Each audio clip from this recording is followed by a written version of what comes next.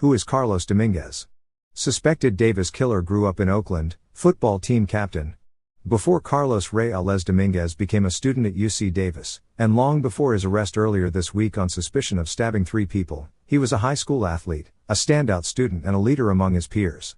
So the news that the 21-year-old was accused of killing David Henry Bro and Kareem Abu Najam and attempting to kill Kimberly Guillory, left past teammates and friends in a state of shock. They wonder, how is the Reyes Dominguez they knew a suspected killer?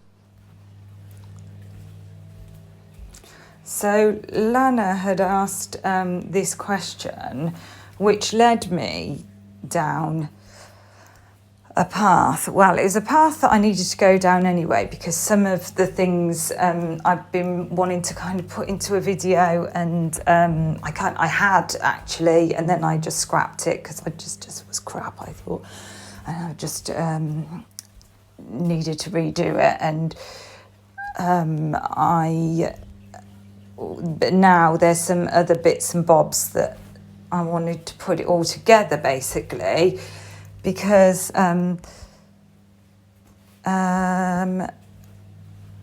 actually we'll just look at this bit and then I'll explain kind of what I'll explain. All will become clear. So what I've been looking at is what the football that was on that weekend. We're told that it was a big football game. So just take a look at this, and then I probably need a bit of input from you guys if you've got the time. This is weird though, because it says, no, this is the 12th, yeah. Well, I thought the game was against WSU on the 12th, but this says UC Davis. So above is like the weekend before. So this is the weekend, the parents' weekend, isn't it? The 5th of November. And then the whole game. But then their next game, UC Davis, on the 12th at 4 p.m. But everybody said it was WSU. Right, I don't think it was Pullman. I think it was WSU, but I had a quick look at this first. Now, was it the Vandals versus the Cougs, or was it Pullman? Because there doesn't seem to be anything for Pullman football. Is it Pullman High School? Go Hounds. So I don't know if it's Pullman, but there doesn't seem to be, unless it's been removed. There does not seem to have been a game that weekend on here. Let me look for WSU.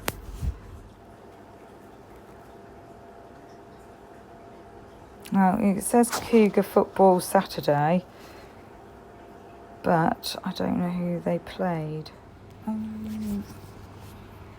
well, I tell you, this is interesting, because this is the 2022 football schedule.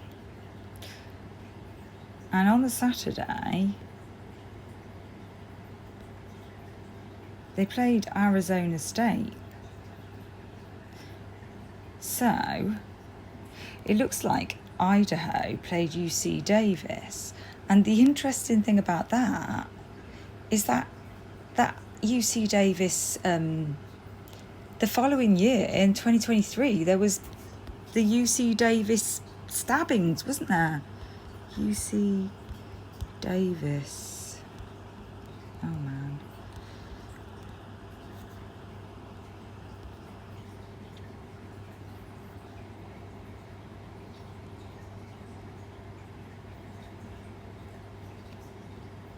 I mean, this guy looked like he didn't have any blood on him, and apparently he was wearing the same clothes, and he just looked completely, I don't know, I feel like they just grabbed somebody off the street. He didn't look with it. He looked like there was something, he was mentally unhealthy and, you know, he wasn't very well. But then again, I don't think he looked that way. He looked that way after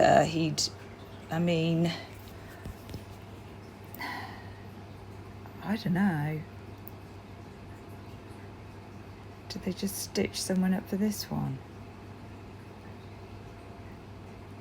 So,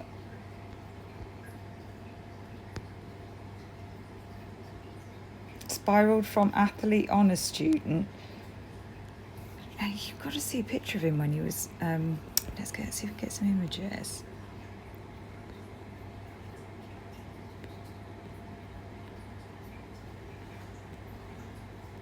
When he was sat on the street, and I just was like, they said he was in the same clothes, and I was like, well, he's not got any blood on him. Oh, he stood there.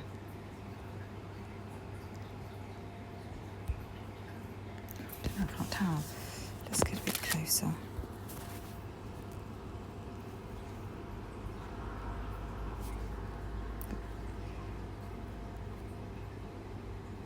I think they just grabbed somebody off the street. Some poor mentally ill person. Oh man, what am I doing? Like, he's been stabbing people. Where's the blood on him? He's wearing white. He's in his slippers. Apparently he's in the same clothes. What the hell? It just... I don't know what is going on.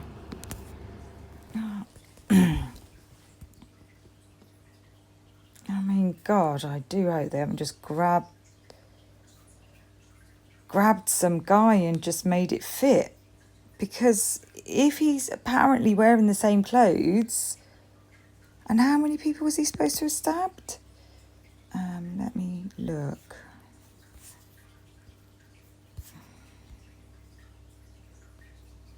I mean, you look at him afterwards, look at him there. Oh dear. I feel like it's so sad, because even if he did do it, he's schizophrenic, and it's just crazy. Just hearing voices and stuff like that. My dad was ill before he as a lot of people know. Oh, I always say this, as a lot of people know, and I'm quite open about it, and I'm not uncomfortable talking about it. I feel like it's something that shouldn't be avoided. But my dad took his own life, and he was like hearing voices, and I do wonder if they were instructive voices, and you just wouldn't believe who he was. God knows what was going on in his brain. Just a small amount that I know is like, you just could not fathom it. Like, people at his funeral, they had no idea our family and his friends, they had no idea what had been going on. People were really confused, because we donated the money to leukemia, because his mum, my nan, died of leukemia, and like I'd said, I think he would have liked, that, and he was really not accepting of a mental health diagnosis. And to be fair, I'm not entirely, my family, we're not entirely sure that it was entirely mental health, rather than something like neuropsychiatric, something that causes psychiatric symptoms. But he was just, you think of your stand-up guy, that's my dad kind of thing. He just, he ran his own plumbing business, working class, pulled himself up from his bootstraps, working class bloke, big Catholic family, salt of the earth, friendly, bubbly, loud, talkative, and solid, steadfast, somebody you could rely on, and just that, if you ever have any doubt about the veracity of mental health and what can happen to people, and whether, that it can happen to anybody, it can happen to anybody. So I'm not even religious, but by the grace of God, go you and I, because it's very sad. So look at him. But you think he could have been being questioned for hours? I don't know. Were they 100% sure it was him?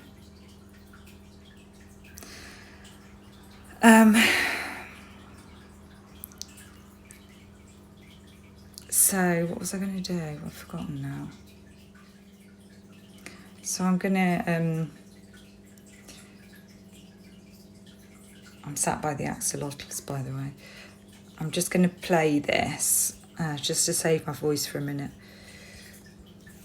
3 stabbings occurred in Davis, California in short succession in late April and early May 2023. On the morning of April 27, 50-year-old David Breaux was found unresponsive on a bench in Central Park by passers-by. First responders discovered that he had suffered numerous stab wounds, and police began a homicide investigation. 2 days later, Kareem Abou Najm, a 20-year-old UC Davis student, was riding his bicycle when he was attacked and stabbed numerous times along a path at Sycamore Park. 2. An eyewitness heard a commotion and went to the scene. Witnessing the assailant pick up Najm's bicycle and speed away.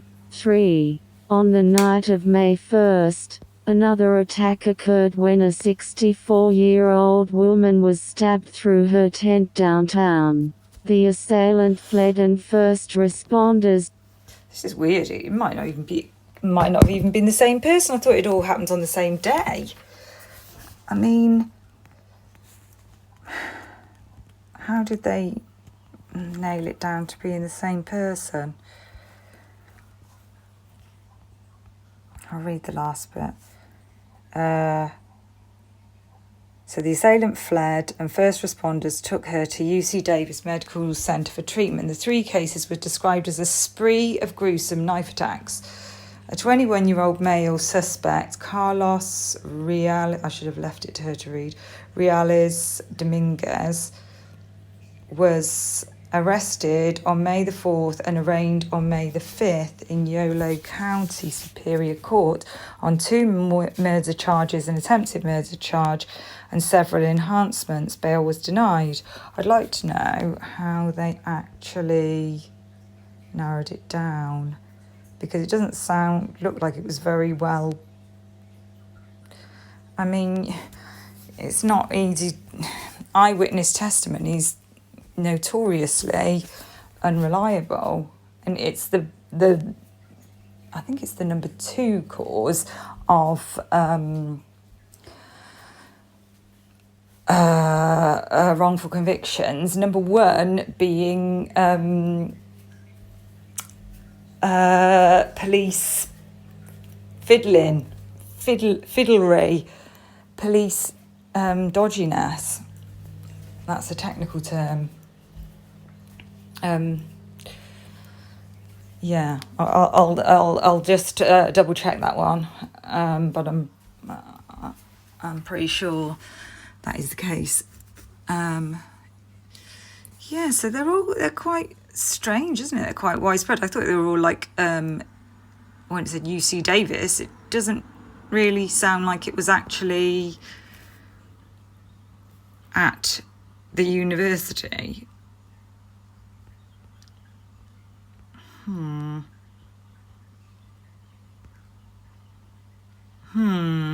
mean, don't know. yeah, kind of probably just a weird coincidence maybe that it appears like can everyone just double check this football game thing, because I must be getting something wrong here, but I can't find that there was, unless there was a football game on the Sunday, but they supposedly they went to one on the Saturday, didn't they? I'm confused. And maybe I've just checked my work, guys. Check my work. I play football at Castlemont, strong safety, cornerback, and slot receiver. Castlemont means a lot to me because like we're like a family. We go through stuff together, and we will finish stuff together. Our main goal is to like win the Super Bowl this year and actually go to state. But also another goal is to become better persons in life, like build better character and be mental. So just thinking about the fact that this young man's from El Salvador and that he's had such a steep decline, the mighty have fallen. Like, he's like a football captain, an honours roll student, and I know, like, as I've said, mental illness can befall anybody, but if you are under extreme stress, that is the most likely time, and sleep deprivation, that something like this, if you have a genetic predisposition, it's the most likely time that something like this can befall you. And obviously there's stresses with being a student, and stresses with starting at university and trying to fit in and everything like that. But having thought about, you know, what happened with Andrew Sadek and how widespread, I've got to get some clips actually. I'm going to stick a clip in here. If I haven't done, you should chastise me greatly. So it seems to be a widespread thing, recruiting informants, and you should hear some information about the fact that rarely undercover police actually they use informants rather than undercover police. Milo, stop harassing me, he's hungry. So this article is very interesting because it's about the FBI's use of informants, why the FBI's troubling history with informants is getting new attention, right? And it's about using immigrants as informants, and this being very commonplace, right? So, in June 2015, a young American named Billy Riley, or Rayleigh, disappeared in Russia. Rayleigh's last known location was in the southwest of that country, where he mixed with, I'm going to have to feed him I'll feed and talk, because I think he's just going to keep harassing me, where he mixed with men endeavouring to cross the border into Ukraine and fight the war against Kiev, some say. Deepening the mystery of Rayleigh's vanishing was his role with the FBI. Rayleigh works for the FBI as a confidential human source, a freelance generator of information and intelligence that assists the Bureau in disrupting conspiracies and crimes. I thought there was no such thing as conspiracies, only conspiracy theories. Well, there is. So, after Rayleigh went missing, FBI agents told his family that they were ignorant of his whereabouts and purpose, but this was untrue. The FBI's denials and Rayleigh's provocative disappearance in Russia's war in Ukraine come to light amid a broader reckoning over the conduct of federal law enforcement. Oh man, I've got to open a new tin. Just hang on, I think I'm going to have to stop for a moment. When our agencies shield the truth from us, they underscore the need for diligent and reasoned scrutiny of those we grant special powers. Hear that, everyone? I know I'm preaching to the choir. The FBI has used cooperators and informants since its founding. Historically, such people have worked ad hoc for the Bureau to escape legal jeopardy or for pay or for country, developing evidence that is critical to investigations and prosecutions. Over the decades, some FBI agents developed a pattern of playing fast and loose with these resources, authorising cooperators and informants to commit crimes or entrap investigative targets. Such indiscretions drew rounds of congressional and Department of Justice censure, restricting the FBI's use of outside help. The terrorist attacks of September the 11th, 2001 loosened these chains as Congress demanded that the FBI make more, not less, of informants and cooperators. The FBI began using them not only as windows into criminal conspiracy, but as sources of intelligence, working beyond the scope of the Department of Justice in concert with the CIA and other agencies. In 2004, the FBI initiated the confidential human source re-engineering project, collecting all informants and cooperators into this new category, CHS. The change in nomenclature, I don't think I've ever said nomenclature. I've only read it silently, so please forgive me. What's going on here? Oh. My phone's doing something weird. It might crash because it keeps doing that. Now, where are we? It's the FBI. They're on to me.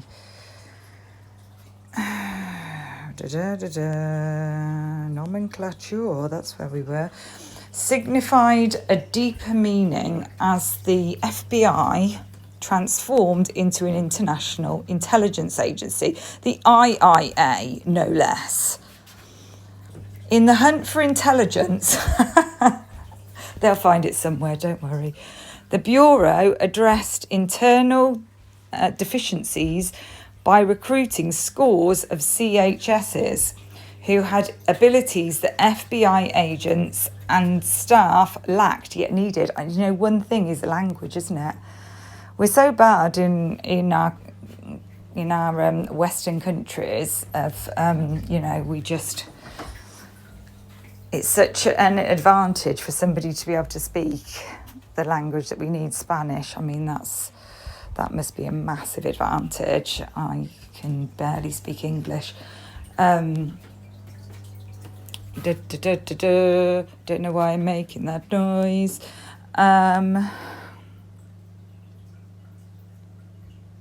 In the hunt for intelligence, I'm going to start from the top. The Bureau addressed internal deficiencies by recruiting scores of CHSs who had abilities that FBI agents and staff lacked yet needed. In 2006, for example, with Islamic terrorism a central threat, just 33 out of roughly 12,000 FBI agents, or less than 1%, spoke Arabic. There you go, the language of many of their suspects. FBI agents recruit outsiders to the CHS program in a variety of ways, trained to use people's vulnerabilities against them. Agents sometimes pressure immigrant citizens who are ignorant of their rights. I don't like the word ignorant. Who are unaware of their rights. Lawful permanent residents who want to retain their green cards and people who are visiting the US legally on a visa or illegally without one. Coercing a person to become an informant can be even easier if the target has committed a crime or is believed to have done so. While idealistic and financial motives guide some people to CHS work, FBI pressure is also often difficult to resist.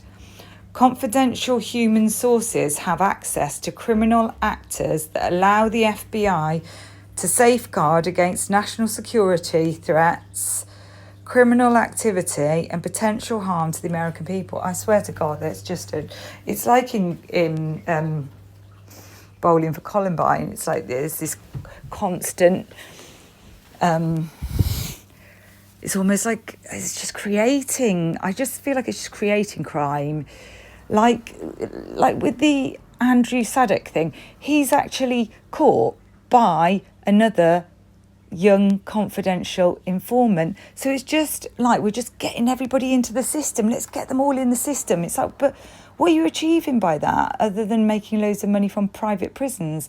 You're just creating more crime because you put people in the system and then you turn them into criminals, and you end up with more crime. And this just seemed to be getting involved in different countries a bit too much. I might be speaking out of turn here. My apologies if I am. I'll just keep reading. The FBI said in a statement to the author, you never know what they're up to though, do you? And that's with our country as well. Boris flipping Johnson, God. He was up to all sorts.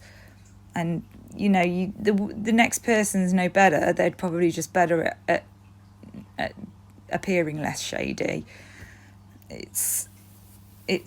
And they're just a face representing all these other people. I don't think we have a clue what's going on in our countries, what's going on behind the scenes, what's going on with the money. It's just a piss take, basically. Information from confidential human sources and members of the public is critical to the work of the FBI. There is no typical CHS, nor any typical CHS duty. A CHS might infiltrate a drug trafficking gang or develop social media communications with terror suspects. What a CHS does, especially in the initial stages of the relationship, depends on what a CHS can do, contingent on the knowledge, abilities, and access that the person brings to the role. The nature of the FBI relationships with the CHSs varies depending. I haven't slept much, so I'm a bit silly. I get a bit silly when I haven't slept. The nature of the FBI's relationships with CHSs varies depending on the urgency of particular investigations and the style of a handling agent. Of a handler. What if that guy who we think was Jack Showalter, look, I'm getting real conspiracy theory here. What if it was their handler? I'm sure it wasn't, but he just did look like he was like their minder or something, didn't he? Like he was watching them, but not. I didn't feel like it was watching them in a dodgy way. I felt like he was. I didn't feel like he was taking that much notice of them. He was stood there where he could see them, and it was as if either he was waiting for them to get their food. And I've been in. It doesn't seem like it really did not seem like a strange situation to me at all. I found it more strange that people thought it was a strange situation. I think I might be not preaching to the choir here. I could be out on a limb. I don't know what keeps happening to this. I wish the FBI would leave me alone. But it just seemed like almost like he's like a boyfriend. I'm not saying he was a boyfriend, but when your boyfriend just sort of like, you're with your friend and your boyfriend's there and like he just sort of stands back, leaves you to it kind of thing. It was a little bit like that, but I mean, they must know him quite well. Isn't he a friend of, is he a friend of the other Jack? And he lives literally, he's actually within their friendship group, isn't he? I don't know. Just seemed like he was part of the group. I'll carry on with this. I was more worried about, I am still more, not worried, but suspicious of, oh dear. I don't think we can tell them what's wrong with you at the moment, can we? It's personal. He's got a little bit of a problem. No, we won't tell him. Yeah, Vidot. He's an interesting one. We might come round to him at some point. Right, where are we? I've got to try and stay on task. Guidelines instruct agents how to inspire an individual to do something that they might not otherwise do. Oh, you're so inspirational. You've made me infiltrator, terror organisation. When war broke out in eastern Ukraine in 2014, Rayleigh became intensely interested in it. The following spring, he left for Russia. His parents, Terry and Bill Rayleigh, assumed that their son was travelling at the FBI's behest, or perhaps at the urging of a fellow agency, though they didn't know for sure. The Bureau indeed sometimes dispatches CHSs on overseas missions, but regulations prohibit FBI agents from communicating with them while they're on the road. This has been a clear and hard rule, symbolic of an institutional division of labour, with the FBI working domestically and the CIA abroad. When CHSs travel internationally on a task, FBI agents are required to hand them over to CIA officers working in a relevant region. Such is the fluidity of CHS handling, revealing one of several ways in which a CHS may fall under the guise of the CIA. FBI regulations themselves are fluid. If one reads deeply enough into the Bureau's many handbooks and policy manuals, it can become difficult to understand which rules apply, which rules an agent may flout. Occasionally, secreted amid the Bureau's many regulations are permissions to break them. Some FBI guidelines indeed permit agents to communicate with CHSs who are travelling for duties abroad. This imprecision establishes a shadow zone of responsibility and deniability amid high-stake operations, and it should give the public cause for pause. When Billy Rayleigh disappeared in 2015, his parents at first worked with the FBI to trace their son's steps. Agents said they were surprised to learn that Rayleigh had travelled to Russia and asked his parents why he had gone there. Right, so I'm not sure if we can believe the police when they say that Andrew Sedgwick wasn't working for them that day then, because we know that the police and the FBI seem to be able to lie to us. Before long, however, the Rayleighs discovered digital proof that Bureau agents had known about Billy's travels all along. Rayleigh's parents had encountered a conflict between the FBI's goals and their own.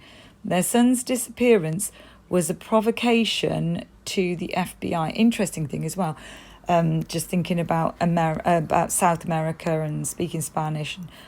Bill Little has had been travelling to Mexico recently, and there's been a whole thing with fentanyl. Mexico, he had $1 million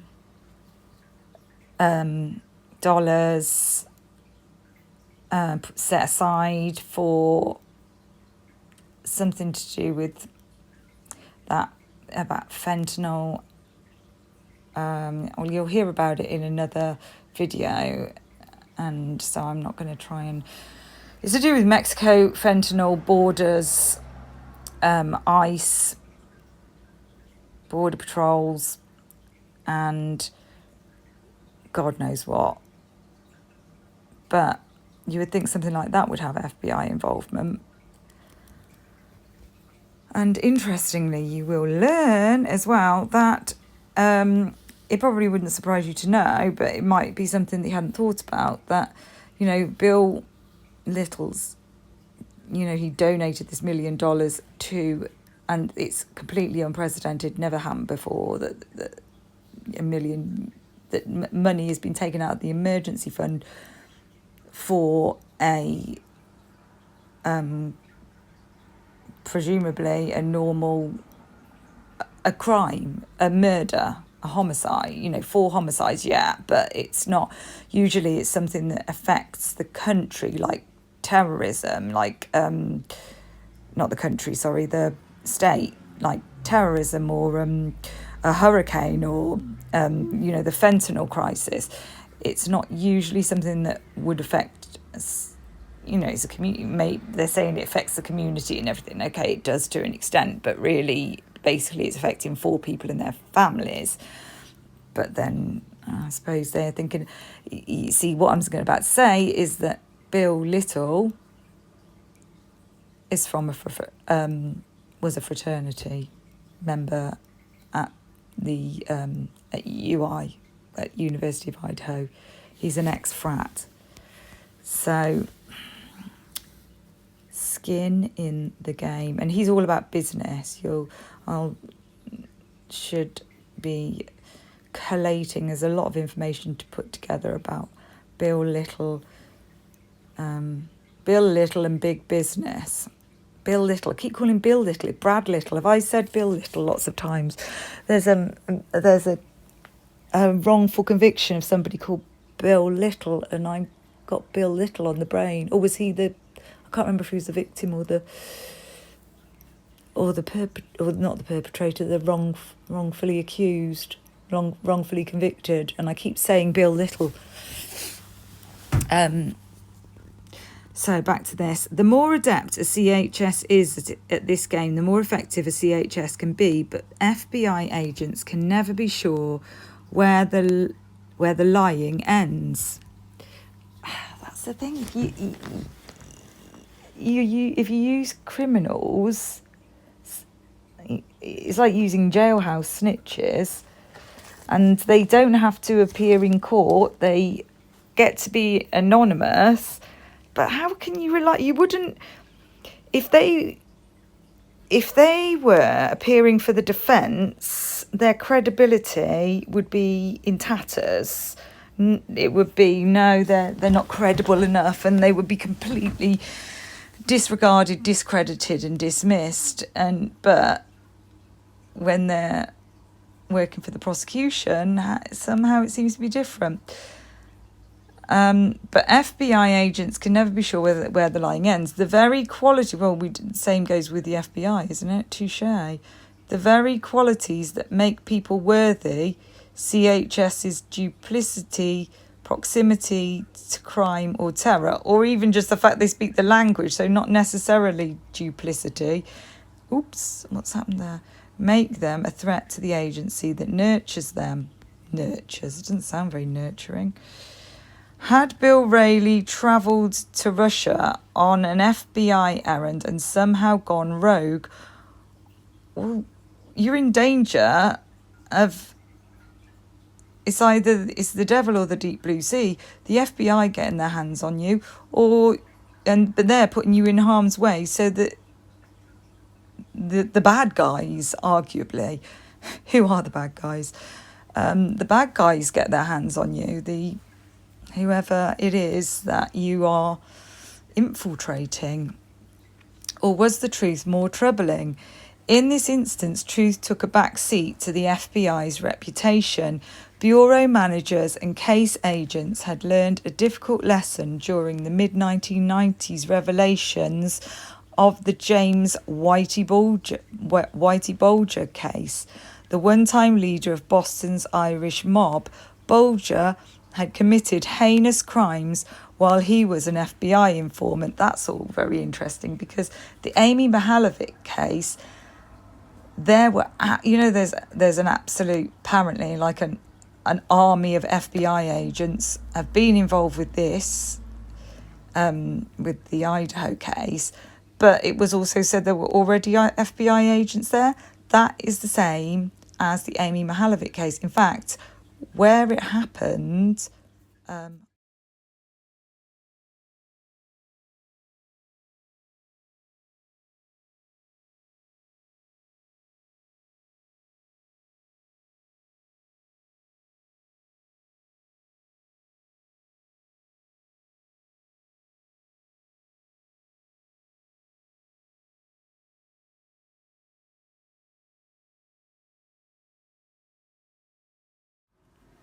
I think I'm going to have to cut this video into two,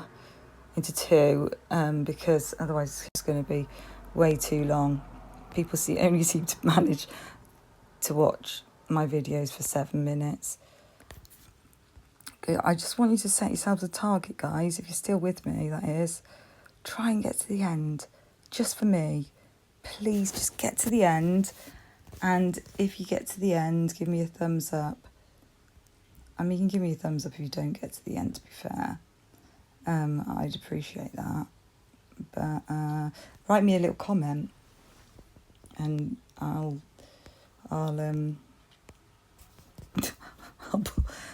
the best I could do is put an emoji on it, really. A sticker. That makes me laugh that they have those as perks, stickers. Do people actually want stickers? Seems strange to me. Yeah, oh my god, I need to do the membership video. It is amusing to me that at the moment I have one member, and I love her. Dark Fairy, high five. Me and Dark Fairy, it's just going to be us. I'm going to get on the live, and we're going to have a good old chat and discuss the whole damn thing. It tickled me. I had to take a screenshot and send it to my sister. Hit the big time. What am I doing? The FBI I don't even know if I'm in the right place. I'm just reading. Right, I'm going to have to stop and start again. Right, so we're with Whitey Bulger. In this, he's a mobster, an Irish, American-Irish mobster. And he, well, as you saw, he was killed in prison. I think they gouged his eyes out. He was basically set up. He was 89 years old as well, because I kept Googling 1989, because that's the year that Amy Mihalovic was disappeared.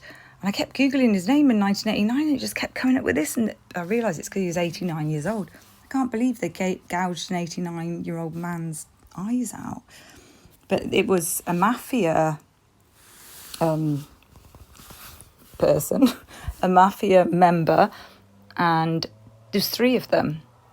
And he shouldn't have been put into general population, apparently, because he was a snitch, an informant in the end. So, in this instance, truth took a backseat to the FBI's reputation. Bureau managers, and I've started, so I'll finish that basically, or I might be muffling the sound there. I'm gonna have to. We're gonna have to get to the bottom of this. So literally, I mean. So let's go for it. Stay with me, guys. Stay with me. Bureau managers and case agents had learned a difficult lesson. Just do the washing up or something and have a listen. You know, whatever you need to do, just put some earpods in. Earpods, that's not right, is it? Bureau managers and case agents had learned a difficult lesson during the mid-1990s revelations of the James Whitey Bulger case. The one-time leader of Boston's Irish mob, Bulger, had committed heinous crimes while he was... Do you say heinous or heinous? I go for heinous. Oh, that sounds wrong. Oh dear. Moving on. Heinous crimes while he was an FBI informant. I really should shut up sometimes. Because of the damage Bulger inflicted, the FBI subsequently instructed its agents to drop a source immediately if they had doubts about the partnership. The negative Bulger publicity made the future risks of questionable source relationships intolerable. Bulger and 9/11, I think this is where we got to, created a witch's brew for CHSs because few agents possessed relevant skills. They needed CHSs, often manoeuvring them into hazardous situations. Sorry, I know I shouldn't suck a sweet while I'm talking, but it helps me concentrate. And because of Bulger, agents were licensed to release CHSs to their fates without a moment's notice. CHSs, their true identities locked away behind alphanumeric designations on an FBI database, had nearly no recourse. Billy Rayleigh's family, on the other hand, found what they hoped was a way to force the FBI to answer. So in 2019, US Senators Gary Peters and Debbie Stabenow and Rep, what does that stand for? Am I being Republican? Is it? Am I just being, I don't know. Alyssa Slotkin, all from the Rayleigh's home state of Michigan, sent a letter to the Department of Justice's Inspector General calling for an investigation into the case. They pursued the answer to a fundamental question. How was the FBI or another US agency involved in Billy Rayleigh's disappearance? I know you want to know. I want to know. Let's find out.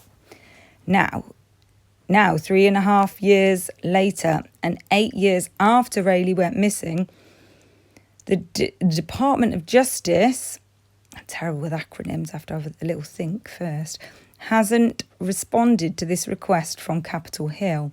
One may assume that the Department of Justice is unlikely ever to respond. Where does this leave Billy Rayleigh's parents, Terry and Bill Rayleigh? I'm feeling like they should be called Riley now because the parents are called Terry and Bill, and it feels like it should be Riley. Americans born and raised, Michiganders. How are they to perceive our government if their elected representatives, justifiably sceptical of the FBI's conduct in this case, are powerless to elicit a response from the Department of Justice? This snafu, I've never heard of a snafu. This snafu might well have been avoided if the FBI ceased enlisting civilians to do its work or more carefully regulated their usage. Everybody's cutting corners. WSU apparently is just employing all the students to do half the work there, as I've been reading. I'll put something in the description if I remember. Try and remember to put regarding that. matter, the Rayleighs might never discover their son's purpose in Russia, be it adventure or a more defined goal. This information is now obscured in the wider war between Russia and Ukraine and the great sum of military and intelligence assistance the US is providing the country. I've got a really weird fact that I came across. Oh, what have I done?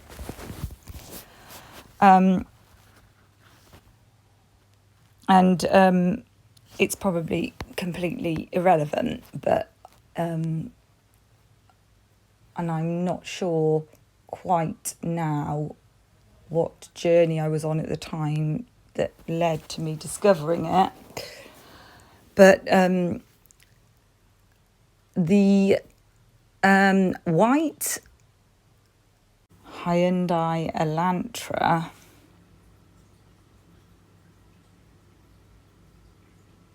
so as I say, I don't know why I looked this up, but the Israeli Defense Forces Military Police Corps, I looked this up a while ago, like months ago, uses the 2013 Elantra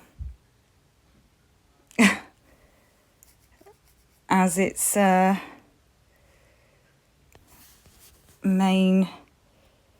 one of its vehicles. It's a military police vehicle. It's because the whole thing it's isolated targeted attack. If you look up isolated targeted attack, you get loads of terrorist things come up. Extradition, it came to me as soon as I turned the video off. I can't take the heat, can I? Should get out the kitchen. I literally am in the kitchen at the moment as well. I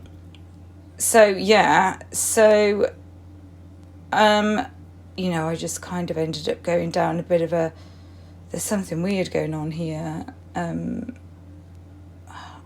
I'd like to make a list of all the things that have added up to make me think something else going on. And the fact that this person's like got a mask on as well, like that's unusual in burglaries and things. That's seems to be a relatively commonplace thing. But when you're gonna take out everybody, but for some reason not everybody, but if your intention is to take out everybody, you don't need a mask. Like most serial killers, obviously a bit different when you watch horror movies, but it's not a commonplace thing. It's clearly not a serial killing. The mask thing is weird. And then I was looking at different people who might wear masks, and then I ended up looking at all the white supremacist, because there was that Pride the Pride Festival, those a whole truckload of white supremacists were all about to unload and protest or whatever they were going to do, I don't know, at the Pride Festival, but they got intercepted. And that's kind of made me wonder, and I'm going to say something, and I don't want people to... The thing is, if you take this as me saying something insulting, that means you think that this thing that I'm about to say is an insult, and I don't think that. So I think this is just a normal, could be the case with two people. So, and it's also when my son's, he's not a little kid, by the way, he's a teenager, and I explained the basically what happened, obviously not in detail, and his immediate assumption was exactly the same, and he was just like, yeah, well, I think that. So I had wondered If, oh, this is going to really put the cat amongst the pigeons. If Kaylee and, in fact, I just thought that it was the case at first, and then because I had no interest. I'd kind of avoided this case. I was interested in the Nicola Bulley case anyway at the beginning of the year, like heavily interested in it. So I just didn't know anything really. I actually thought, I just heard that it was a student, and I just assumed the student was at the same university. But then when you hear he's at a different university, and he's not really, he's kind of like a lecturer as well. I'm like, like when you hear more, then you realise. But the fact that Maddie and Kaylee were in the same bed together, I just thought they were a couple. I just thought that, and then it took me a while to realise that they weren't actually. And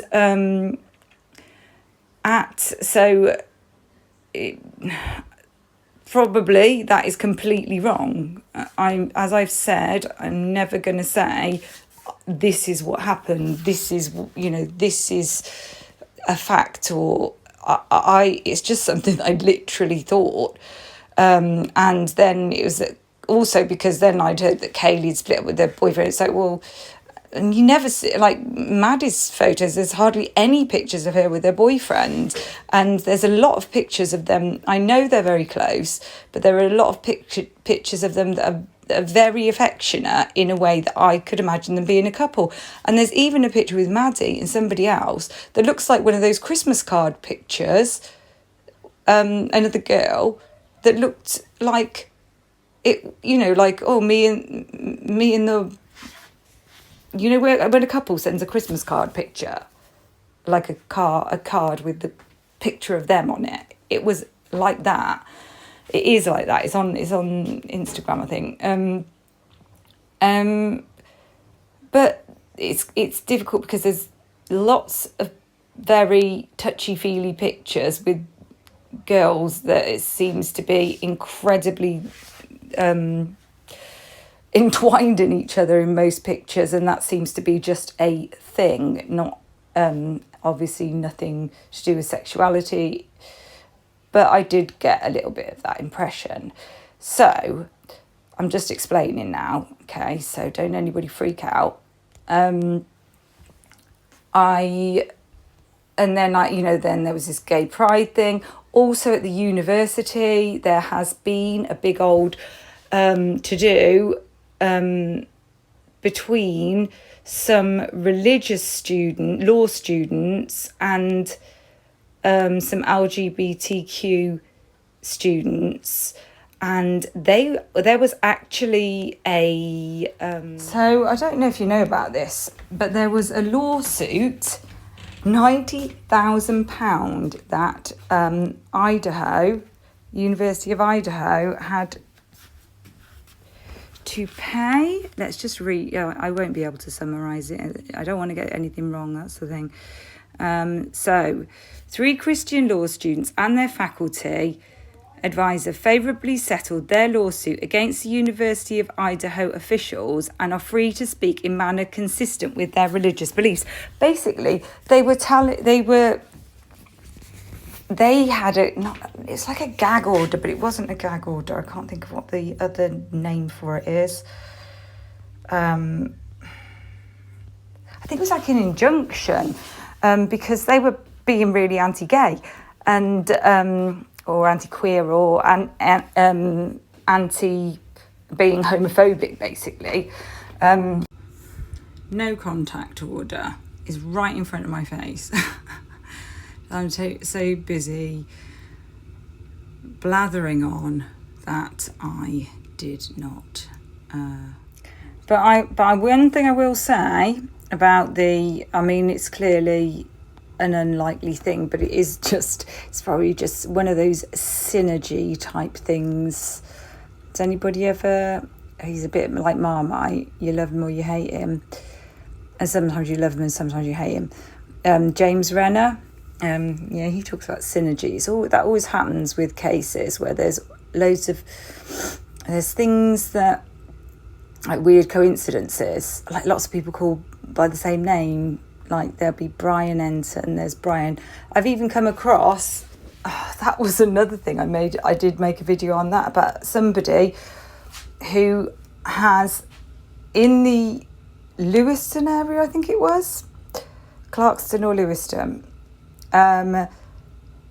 stabbed. He's called Brian. No, sorry, his name's not Brian, but people call him Brian. I think it might be his middle name. But he's a little guy. But he went on he basically disappeared with a woman. The woman hasn't been seen since. Nobody knows where she is. I think her name's Chantal. And he stabbed a homeless man. I don't know if he actually killed them, and he stabbed somebody else as well. And when I saw that he was called Brian, I was like, what the? And he's from Alaska as well. There's just like these weird, it's probably just a coincidence. But when I saw the guy, you know, the one who's like rummaging through or looking through that trash can, I thought, could that be Brian, the other Brian? But there's these weird synergy things. So anyway, I'm going to say this anyway. It's just kind of with I'm going to reference Columbine again. So hold on. Right, so you know who, well, you've probably heard of NATO, and some of you would definitely know who NATO is, and I think it's just something that I heard of loads of times and never really knew who they were. But it's the North Atlantic Treaty Organisation, and it's made up of European countries and the USA, and was put together after World War II. Okay, now NATO bombed Yugoslavia during the Kosovo War between the end of March 1999 and the beginning of June. And this was all going on the same time as Columbine. And there was a lot of weird things about Columbine. That it wasn't a shooting, it was a bomb, it was a failed bombing. And there were lots of bombs, there were lots of things, what's another word for bombs?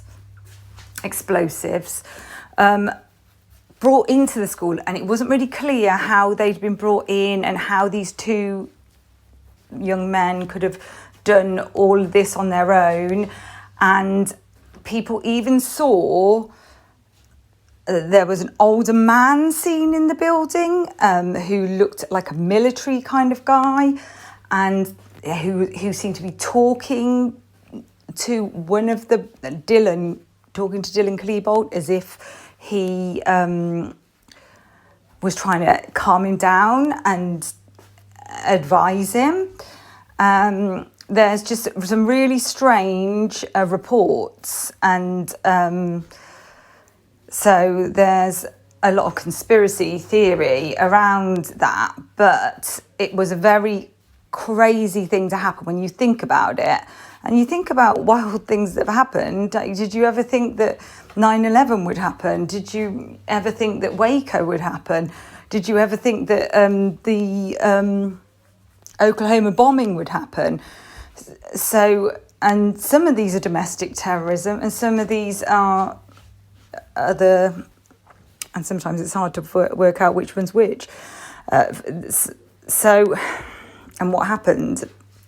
So, I'm not saying that this was a terrorist attack at Columbine, but there is a lot of weird shit.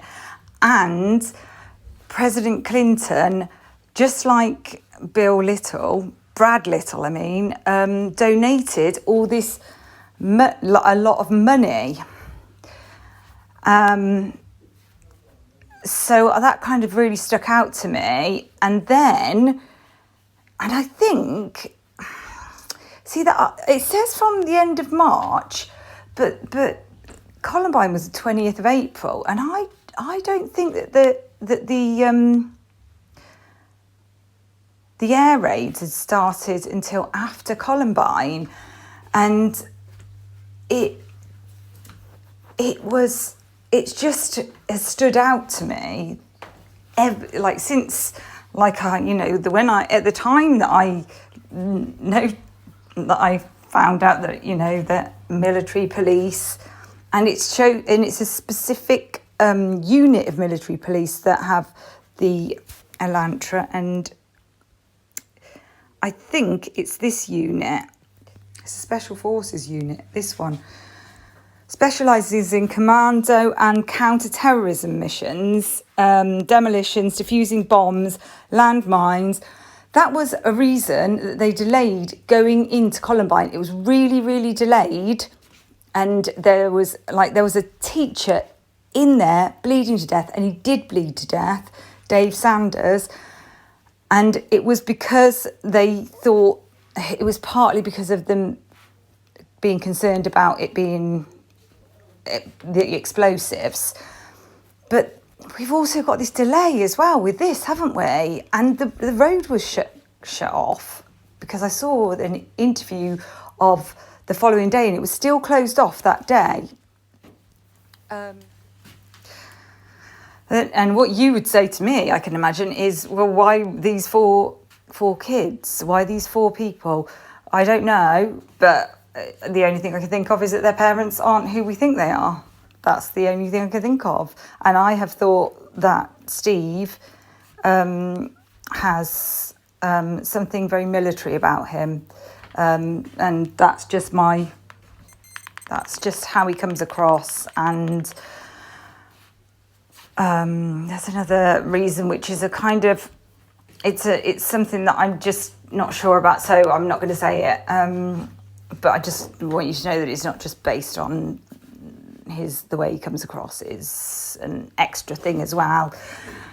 But I don't want to share something that is not. It's not anything really private, but it's just not really necessary.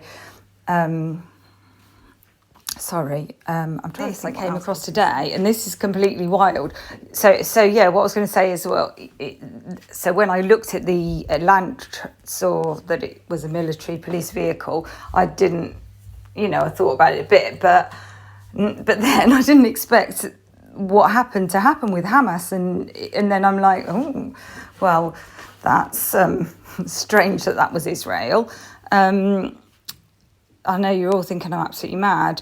But this I came across today, and I'm just like, what? So, with whom are many US police? This is Amnesty International, a well-respected, and I can show you, if I'll Google it, and you will see that this comes up time and time again. Police departments are basically have been training. I don't know if people are already aware of this. So USA police departments train in Israel. Obviously not all of them, but a large amount of money has been spent on sending officers over to Israel to train with their forces over there. So this is an example. It's at Baltimore, but it's not just Baltimore. Baltimore County Sheriff's officers gather after Baltimore officer Caesar Goodson Jr. was acquitted of all charges in his murder trial for the death of Freddie Gray. Oh, I don't know what that...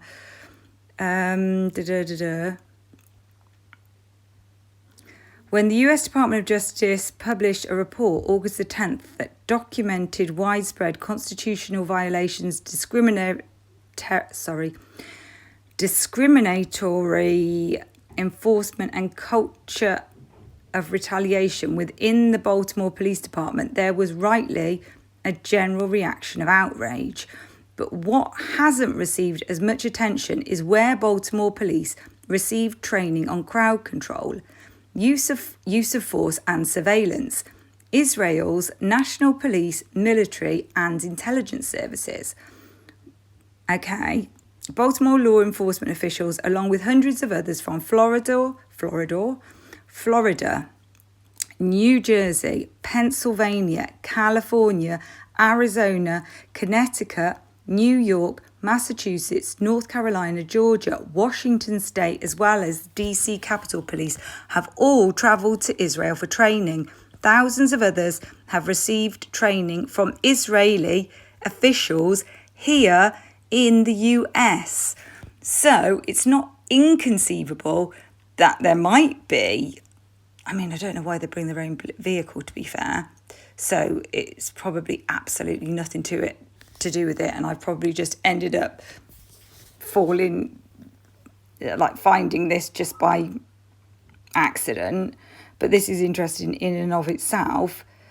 Many of these trips are taxpayer funded, while others are privately funded. Since 2002, the Anti-Defamation League, and they are very well respected as well. I've looked at them many times. They are concerned with terrorism and a lot of political things. Domestic terrorism is a real, extremism is a real issue at the moment. A massive issue. It's much bigger than people realise. The American Jewish Committee's Project Interchange and the Jewish Institute for National Security Affairs, well, that sounds like a big organisation, have paid for police chiefs. Oh my God, the Anti-Defamation League have. Wow. No, I didn't think they'd be doing that. Okay. Assistant chiefs and, well, I suppose if they're involved with counter-terrorism, but and chiefs and captains to train in Israel and the occupied Palestinian territories. Well, think about why have they chosen Brett Payne for this role? Why Brett Payne? You know, well, we've said it a million times. Why Brett Payne? When other people are more qualified, it's got to be the military side of it, or is it the fact that he's got drone experience? I just don't. You know, it wouldn't be just for somebody's expertise, because you could still use somebody's expertise without them being the lead investigator. But I think it's something, that's another thing that's made me think it's something political, something to do with military. Oh, tripping over. These trainings put Baltimore police and other US law enforcement employees in the hands of military security and police systems that have racked up documented human rights violations for years. So I'll put that into the comments, and so you can have a look at that. But if you look, right, so I've put in, I just put Israeli police in USA, because I was thinking about, you know, the car and thinking, well, and that was today. I don't know why I was looking at it again today, earlier. Maybe it was just because I started talking about this. I don't know if it was before that.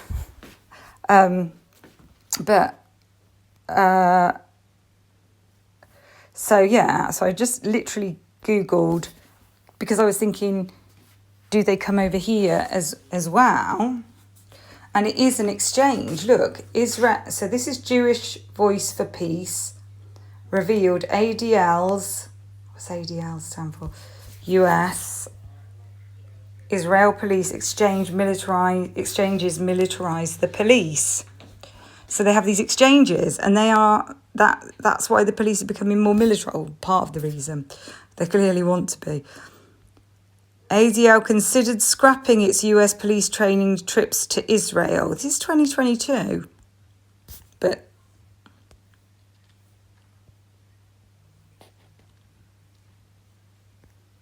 I decided not to. Okay. Memphis police chief trained with Israel security forces. How the US and Israel exchange tactics in violence and control.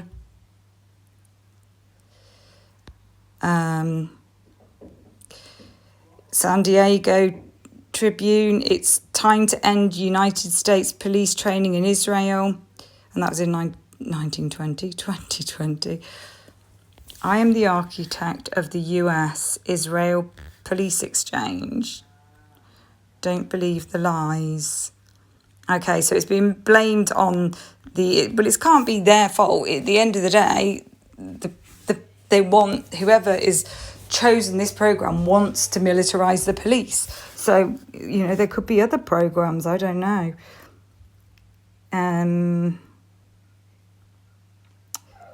So some of this I'm just trying to be careful that I'm not just getting salacious news outlets.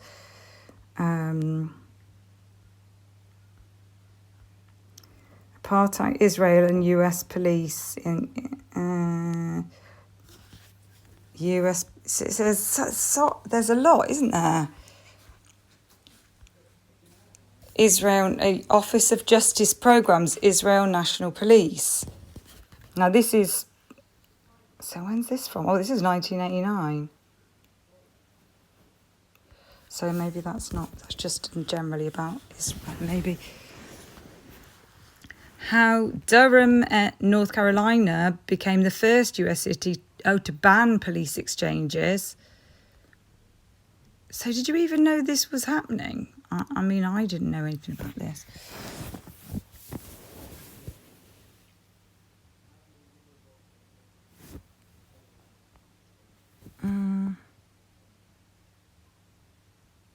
Female American Israeli police officer who was this 5 days ago. So that other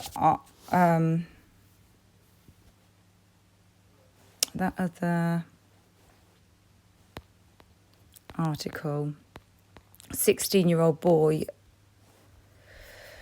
military police probing death of Palestinian Arab child. Military police launches investigation into death of Palestinian Arab boy near Hebron. IDF troops on Wednesday observed suspicious activity near a military checkpoint adjacent to Beit Umar, north of Hebron.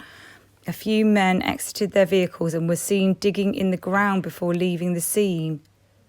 IDF troops approached the scene with caution and upon examination found 2 bags, one of which contained the body of a newborn infant. Oh no, this isn't the 16-year-old, this is something else.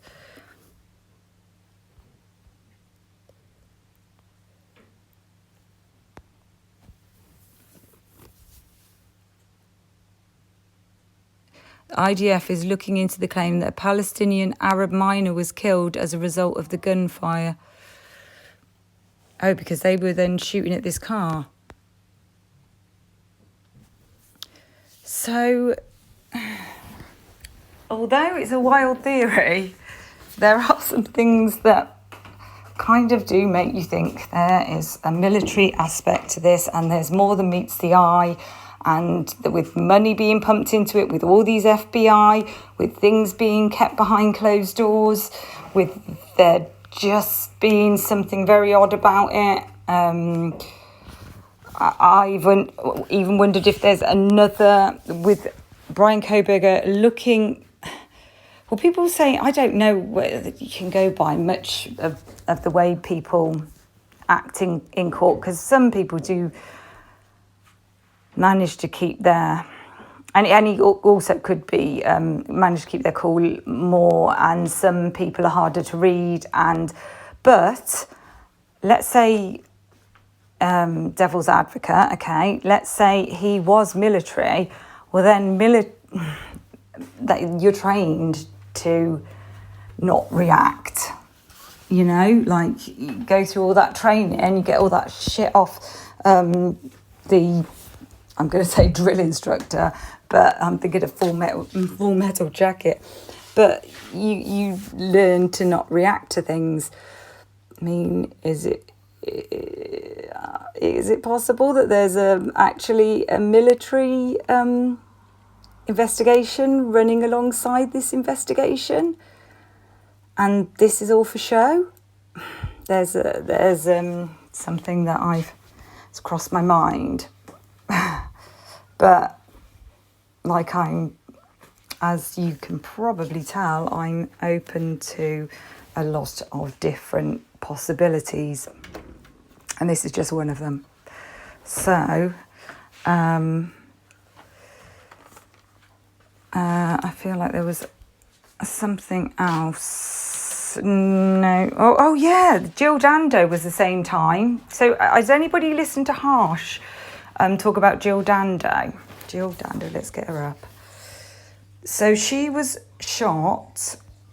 She was a presenter. There's a Netflix documentary on it. I'm sure if you listen to Harsh, you will have heard him talk about her. Bit of a Princess Di lookalike. She was shot on her doorstep. It was 1997, but there was some suspicion. Hold on, no, somebody said it was the same. No, it was April 1999. It was 6 days after Columbine.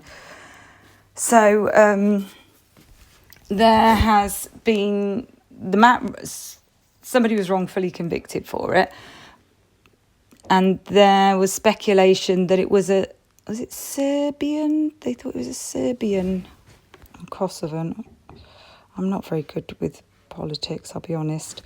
Various theories relating to Bosnian, Serb or Yugoslav groups in retaliation for NATO actions against media outlets and her appeals for aid during the Yugoslav wars. What about mistaken identity? She looks like Princess Diana. I mean, I don't know why they would think Princess Diana was at Jill Dando's house, but she seems like an unlikely choice because she wasn't like a political. She was just a light-hearted kind of presenter. Do you know what I mean? It's, like anybody know the Jodie Husenfruit? Jodie Husenfruit? I don't know if I'm pronouncing her name right. That sort of presenter, really. Just not. Although she did Crime Watch, but it wasn't. She wasn't like an investigative reporter or anything. I just don't see any reason for it to have been her. Maybe it is just targeting. Maybe other people were supposed to be targeted as well. So, yeah, that was interesting. That happened the same sort of time. I mean, were they targeting different countries? So maybe they did target other people. They just didn't target them in the same country. And they tried to hit people where it hurts. Maybe they thought that was the thing that would affect UK massively or I don't know. I really don't know. But it's just weird. So I am off on a... Yeah, so Papa Rogers, in one of his... I'll show you it in the next video. He mentions he, she, whoever Papa was. I'm just going to call him he because he's got Papa and he looks like a Papa in his picture. He alluded to it, the date being significant, and I think Papa Rogers, I don't know if he was just somebody who was just quite astute, really. Didn't really think that, and even with the knife sheath, I don't know. It's somebody who had inside information, at least, anyway, whether it was whoever it was, whether it was perpetrator, whoever the perpetrator is, whether it was family member, somebody who can't keep their mouth closed, arguably. I mean, I'm guilty as charged. Was it me? Am I Papa Rogers? Or somebody close to the investigation, as in a police officer, a wife, a partner of a police officer. Could have been a number of somebody working for the university. There's so many different possibilities, I suppose, or just somebody who are like a web sleuth type, because people can. I mean, when I first got into true crime, and I was like amazed with how people on web sleuths are just fantastic at finding information and being really detailed and real like amazing researchers, and really, you know, great logic and critical thinking. Not as good as Ashley Banfield though, obviously. Right, so next video I will talk about football, and I will talk about the date, and I'll talk about Papa Rogers, and I'll probably talk about a hell of a lot of other stuff in between. So I think I need to go and have a lie down now. So I've got to clean up the kitchen though. Not fun. Right, I better go. So I will speak to you next time. Take care.